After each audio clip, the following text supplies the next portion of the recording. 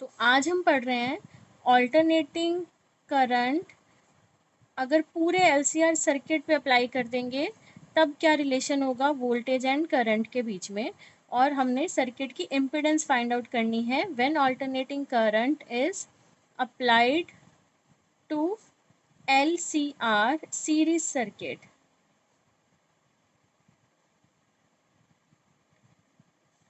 Fine. तो आज की क्लास में हम ये टॉपिक डिस्कस करने लगे हैं। ओके तो प्रीवियस क्लास से हमने ये सीखा था कि अगर सर्किट में सिर्फ रजिस्टर लगी हो, अगर रजिस्टर है तो आई और वी जो है वो सेम फेज में है।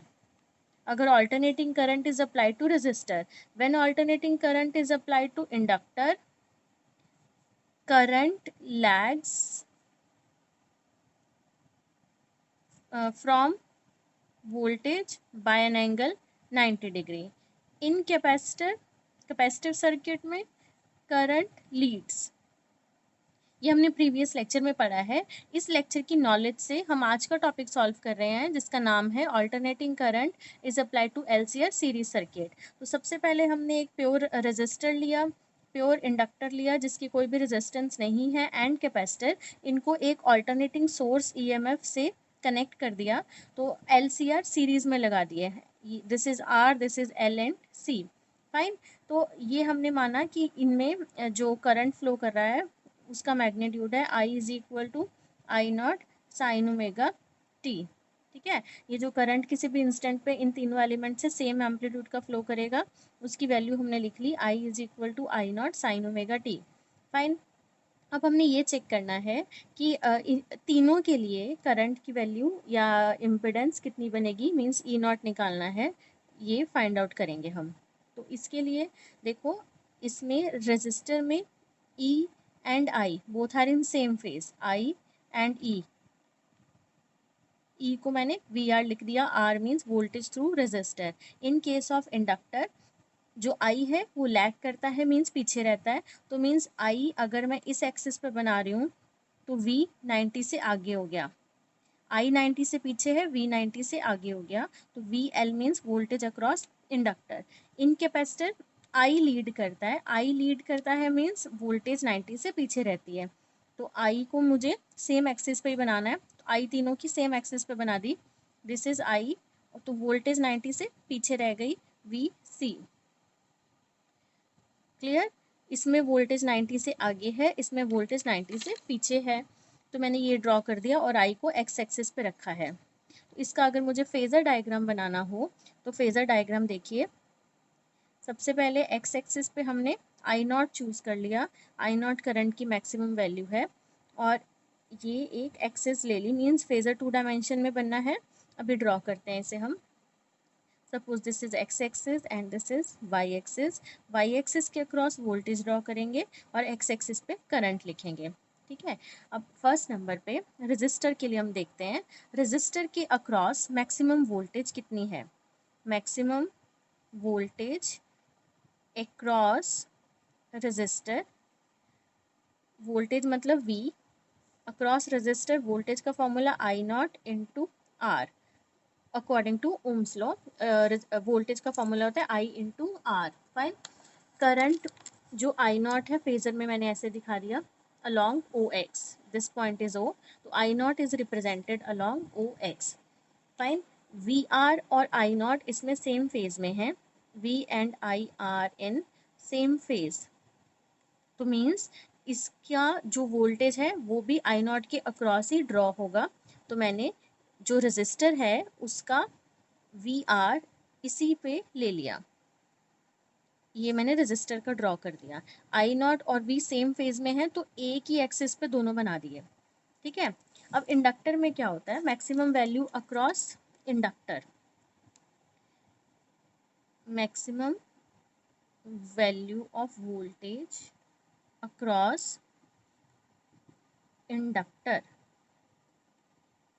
तो इंडक्टर में V L is equal to I naught और एक्स एल रजिस्टर की रेजिस्टेंस आर और इंडक्टर की रेजिस्टेंस को बोलते हैं इंडक्टिव रिएक्टेंस, जो हमने एक्सएल से रिप्रेजेंट कर दी। जो वोल्टेज है इंडक्टर की वो लीड करती है, voltage Leeds the current by an angle 90 degree, क्योंकि करंट पीछे रहता है, आई लैग करता है, आई लैग्स मतलब voltage leads by an angle of 90 degree. तो इसकी वोल्टेज को अगर मुझे रिप्रेजेंट करवाना हो, इंडक्टर की वोल्टेज करंट से, मैक्सिमम करंट से आगे रहती है, वोल्टेज अक्रॉस इंडक्टर वो आगे थी 90 से, तो मैंने इस एक्सिस पे इसकी वोल्टेज ले ली, फाइन, और उसे रिप्रेजेंट करवा दिया सपोज ओ वाई से, इस वोल्टेज को। नेक्स्ट कैपेसिटिव सर्किट में क्या होता है, मैक्सिमम वोल्टेज जो है अक्रॉस कैपेसिटर, उसकी वैल्यू होगी V C is equal to I naught X C. X C क्या है, voltage across, sorry reactance of capacitance, fine. Capacitor में वोल्टेज लैग्स करती है फ्रॉम, या किसको लैग करती है, करंट को, बाय एन एंगल 90 डिग्री, ठीक है। तो उसे हम रिप्रेजेंट करवा रहे हैं, इसकी वोल्टेज करंट से लैग करती है, मतलब पीछे रहती है 90 डिग्री एंगल से। तो ये करंट है, वोल्टेज पीछे रहेगी, नीचे को बनानी पड़ेगी, वो 90 डिग्री एंगल से करंट से पीछे है।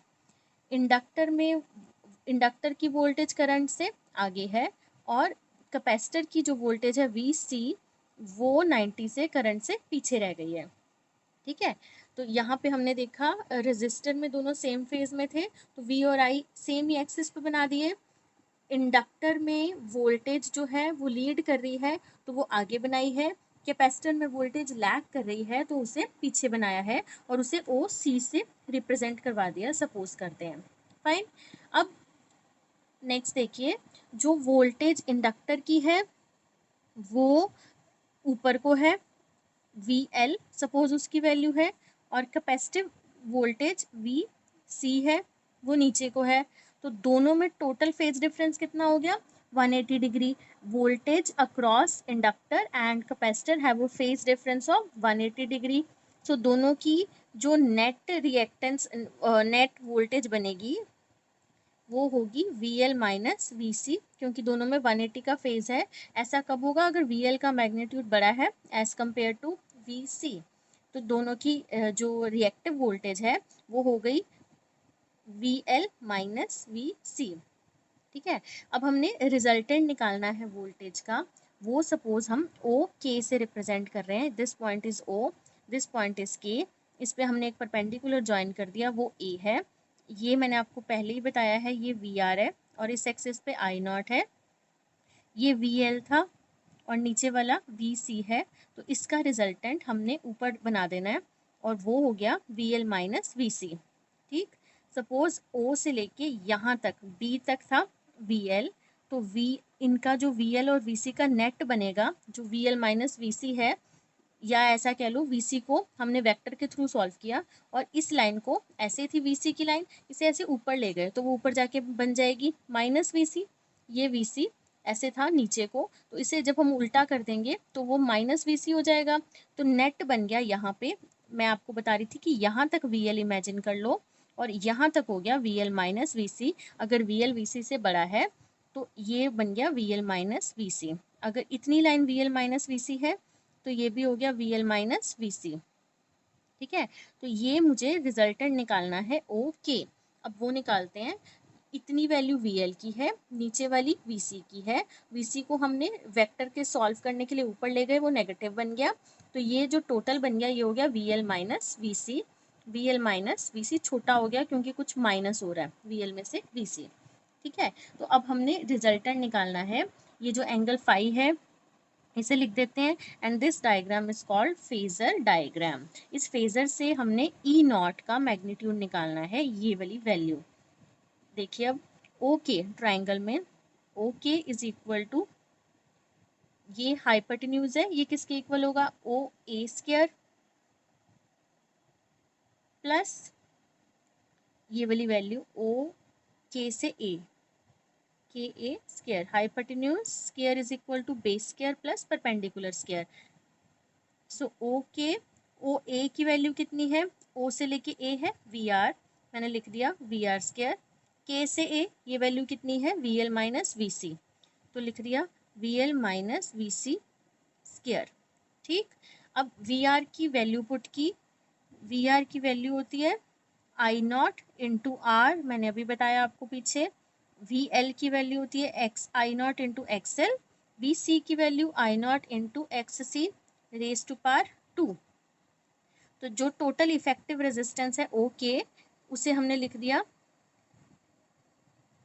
E नॉट से, OK जो है वो E नॉट है, अभी इफेक्टिव रेजिस्टेंस नहीं निकाल रहे, अभी E naught is equal to I naught, दोनों में है बाहर कर दिया, और स्क्वायर था और ऊपर आ गया रूट, रूट से बाहर निकाला है, इधर बचा R स्क्वायर, इधर बचेगा XL माइनस XC स्क्वायर। तो E naught by I naught is equal to R square plus XL minus XC square. ये जो E naught by I naught है इसे बोलते हैं टोटल इफेक्टिव रेजिस्टेंस। रेजिस्टेंस होती है V बाय I, तो ये भी V बाय I बन रहा है, V और E एक ही बात है, तो इस टर्म को बोलते हैं जो इफेक्टिव रेजिस्टेंस है, total effective resistance in series LCR circuit, in series LCR circuit when alternating current is applied is called impedance, और इस impedance को रिप्रेजेंट करते हैं Z से, Z हो गया impedance means total effective resistance। तो E naught by I naught को जिस सिंबल से हम रिप्रेजेंट कर रहे हैं वो है Z, Z is equal to E naught by I naught is equal to R square plus XL minus XC square. Fine, तो AC सर्किट में अगर लगा हुआ है LCR तो वोल्टेज लीड करती है करंट को बाय एन एंगल फाई। ये डायग्राम में दिखा रही हूँ आपको, जो करंट था पूरा वो I नॉट था, जो पूरे LCR सर्किट की वोल्टेज है वो E नॉट थी, मीन्स अगर तीनों कंपोनेंट लगे हैं LC एंड R, तो ये जो E नॉट है ये करंट से फाई एंगल से आगे रहता है। तो इस आर्टिकल से हमने क्या सीखा कि अगर तीनों कंपोनेंट लगे हैं तो वोल्टेज LCR सर्किट की लीड कर रही है, leads the current by an angle phi. ठीक है, अब हमें इसकी वैल्यू फाइंड आउट करनी है टेंजेंट फाई की। टेंजेंट फाई का फॉर्मूला होता है परपेंडिकुलर बाय बेस। सो अपने डायग्राम में चेक करना परपेंडिकुलर क्या है, ये वाली value K A is perpendicular, तो perpendicular is K A by base. What is base, O से लेके ए इज बेस, तो ओ ए, के ए की वैल्यू कितनी थी V L minus V C, O A की वैल्यू कितनी है वी आर, इनकी वैल्यूज पुट करते हैं। What is V L is I naught X L, what is V C I naught X C, and what is V R I naught R. I naught सबके common निकल के cancel हो जाएंगे, तो tangent phi का answer बनेगा tangent phi is equal to X L minus X C by R. तो ये हमने मैग्नीट्यूड पहले निकाला था, अब हमने फेज का tangent of angle find out किया है। तो ऑल्टरनेटिंग ईएमएफ सर्किट की कितनी बन गई पूरे एलसीआर सर्किट की, जो मैंने अभी बताया कि ऑल्टरनेटिंग ईएमएफ फाई एंगल से लीड कर रही है करंट को, तो हम उसे ऐसे लिख सकते हैं E is equal to E naught sine omega T plus phi. ठीक है, तो ये जो था ये नेट वोल्टेज बन गई जिसे हमने फेजर में वी एल और वी सी के फेजर में शो किया है, ये वाली वैल्यू। अब हम इसके केसेस देखते हैं कि केसेस मतलब कुछ डिस्कशन करते हैं इस पर कि अगर सर्किट में एक्स एल एक्स सी के इक्वल हो जाए, means capacitive reactance inductive reactance के इक्वल हो जाए, तो टेंजेंट फाई की मैंने अभी आपको वैल्यू बताई थी वो थी X L minus X C by R, ये दोनों टर्म्स इक्वल हो गई, मीन्स ज़ीरो हो गया और फाई एंगल ज़ीरो हो गया।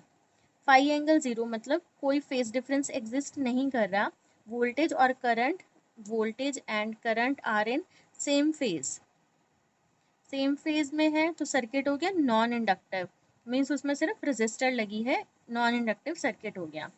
अगर एक्सएल बड़ा है एक्स सी से, मीन्स की इंडक्टिव रिएक्टेंस बड़ी है कैपेसिटिव रिएक्टेंस से, इंडक्टिव रिएक्टेंस के बड़े होने का मतलब क्या है, ये टर्म बड़ी कब होगी, एक्सेल बड़ा कब होगा, अगर टेंजेंट फाई पॉजिटिव है। So tangent phi is equal to positive, phi की वैल्यू भी हो गई पॉजिटिव, फाई पॉजिटिव है तो मतलब फाई जो वोल्टेज है वो लीड कर रही है, voltage is leading the current by an angle phi. तो ये सर्किट इंडक्टेंस वाला हो गया, क्योंकि वोल्टेज लीड कर रही है तो इसे बोलते हैं इंडक्टेंस जो है वो डोमिनेट कर रही है। तो सर्किट को बोलेंगे, सर्किट हो गया इंडक्टेंस डोमिनेटेड सर्किट। ठीक है, अगर ऐसा हो कि जो कैपेसिटिव रिएक्टेंस है वो बड़ी हो इंडक्टिव रिएक्टेंस से, तो टेंजेंट फाई नेगेटिव होगा, उससे फाई भी नेगेटिव हो जाएगा।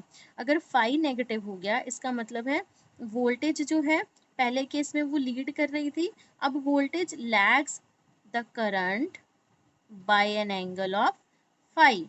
तो इस सर्किट को बोलेंगे ये हो गया कैपेसिटिव डोमिनेटिव सर्किट, क्योंकि सिर्फ वोल्टेज लैग कर रही है तो सर्किट हो गया कैपेसिटिव डोमिनेटेड सर्किट। ठीक है, तो यहाँ से हमने इस आर्टिकल से क्या कंक्लूजन निकाला कि जब LCR तीनों सीरीज में लगे होते हैं तो जो नेट वोल्टेज है ऑल्टरनेटिंग EMF है सर्किट की, वो फाई एंगल से करंट से लीड करती है, और पूरे सर्किट की जो इम्पिडेंस है Z वो किसके इक्वल है, R² plus XL minus XC square के इक्वल है। और अगर मैं इसकी वैल्यूज पुट कर दूँ, R² XL की वैल्यू L ओमेगा, XC की value 1/C omega square. So this is important result, numerical on this formula are important। ठीक है, ओके नेक्स्ट टॉपिक हम पढ़ रहे हैं उसका नाम है इम्पिडेंस ट्रायंगल। ये भी इम्पॉर्टेंट है, इम्पिडेंस ट्रायंगल का कंसेप्ट। अभी मैंने आपको बताया इम्पिडेंस क्या है, इम्पिडेंस जो है वो किसी भी सर्किट AC ऑल्टरनेटिंग सर्किट में मींस जहाँ AC सप्लाई की कर रहे हैं इंडक्टर कैपेसिटर और रेजिस्टर को, उस केस में जो सर्किट करंट को अपोज करता है उसे बोलते हैं impedance and it is represented by Z। तो हम इम्पिडेंस को निकालने के लिए एक ट्रायंगल बना रहे हैं, वो कैसे, जो XL है वो है इंडक्टिव रिएक्टेंस और उसकी वैल्यू होती है L ओमेगा, XC है कैपेसिटिव रिएक्टेंस उसकी वैल्यू होती है 1/C ओमेगा, और R जो है वो है resistor, R is resistor, resistance की ओपोजिशन, तो इसे रेजिस्टेंस बोलते हैं। फाइन, तो इन तीनों रेजिस्टेंसेस के लिए जो हम ट्रायंगल बना रहे हैं तीनों की रेजिस्टेंस को मिला के टर्म आती है इम्पिडेंस। तो जो मैंने अभी पहले पिछले आर्टिकल में पढ़ाया कि ट्रायंगल जो बन गया था वही ट्रायंगल ड्रॉ कर रहे हैं। इस एक्सिस पे लेते हैं रेजिस्टर की रेजिस्टेंस, और यहाँ पे था VL माइनस VC, जिसे हमने लिखा रेजिस्टर का है ट्रायंगल तो यहाँ पे आएगा XL माइनस XC, और ये लाइन जो ज्वाइन हो रही है वो बन गई Z, और ये एंगल हो गया फाई। मैं रिपीट कर रही हूँ बच्चे, अभी मैंने आपको पिछले आर्टिकल में पढ़ाया, यहाँ पे लिया था I0 और यहाँ पे था E0, और ये वैल्यू थी VL माइनस VC। ठीक है, ये सारा जो ट्रायंगल था यहाँ पे वोल्टेज थी रेजिस्टर की, ये सारा ट्रायंगल वोल्टेज के बीच में था, और ये नेट वोल्टेज थी इफेक्टिव लास्ट में जो निकाली। तो अब ये ट्रायंगल हमने रेजिस्टेंस के बीच में बनाना है, तो VL मीन्स XL हो गया, VC XC, और इसकी जो वोल्टेज थी वो रेजिस्टर मीन्स सारे कंपोनेंट्स की रेजिस्टेंस के बीच में ये ट्रायंगल है। इंडक्टर के केस में जो वोल्टेज है वो लीड कर रही है 90 से, और कैपेसिटर में वोल्टेज लैग कर रही है करंट से, तो हमने उसके अकॉर्डिंग ये ट्रायंगल बनाया था VL माइनस VC लिख के। तो अब हमने XL और XC वो भी ऑपोजिट साइन के होंगे क्योंकि वोल्टेजेस ऑपोजिट साइन की थी, तो इन इसके विद रिस्पेक्ट टू ये ट्रायंगल बनाया है जो सारी कंपोनेंट की रेजिस्टेंस के बीच में है। तो जो टोटल इफेक्टिव रेजिस्टेंस है LCR सर्किट की उसे बोलते हैं इम्पिडेंस, जो रिप्रेजेंट हो रही है Z से, ये इफेक्टिव हो गई इनकी। ठीक है, इस ट्रायंगल से ये बेस है और ये परपेंडिकुलर है, तो Z अगर मुझे निकालना हो तो कैसे निकलेगा, R² plus XL minus XC square. Fine, और ये एंगल फाई अगर निकालना हो तो टेंजेंट फाई होता है परपेंडिकुलर बाय बेस, तो perpendicular is XL minus XC basis R, तो ये वैल्यू बन गई XL minus XC by R। तो ये इम्पिडेंस ट्रायंगल से हम Z निकाल सकते हैं और पता कर सकते हैं कि पूरे सर्किट की इफेक्टिव रेजिस्टेंस कितनी है। अब देखिए, जो इम्पिडेंस है उसका अगर रेसिप्रोकल देखें हम तो उसे बोलते हैं ससेप्टेंस। जैसे प्योरली रेजिस्टिव सर्किट में रेजिस्टेंस का रेसिप्रोकल होता है कंडक्टेंस, तो ऐसे ही पूरे LCR सर्किट की जो इम्पिडेंस है उसका रेसिप्रोकल होता है ससेप्टेंस। ठीक है, और अगर देखिए हम इम्पिडेंस वो रेजिस्टेंस है तो उसका यूनिट भी ओम ही होगा।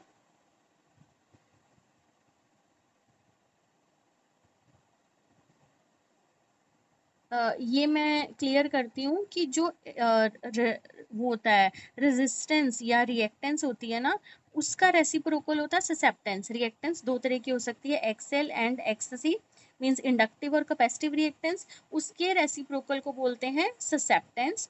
और जो इम्पिडेंस है ना उसका रेसिप्रोकल होता है एडमिटेंस। तो एडमिटेंस, जैसे इम्पिडेंस का यूनिट ओम है तो एडमिटेंस का यूनिट ओम इनवर्स होगा, या महो भी बोल सकते हैं या हम उसे सीमन भी बोल सकते हैं। तो दोनों के ससेप्टेंस के भी और एडमिटेंस के भी यही यूनिट रहेंगे, महो, ओम इनवर्स या फिर सीमन। मैं रिपीट कर रही हूँ, इम्पिडेंस का रेसिप्रोकल एडमिटेंस है और रिएक्टेंस चाहे इंडक्टिव चाहे कैपेसिटिव उसके रेसिप्रोकल को बोलते हैं ससेप्टेंस। फाइन।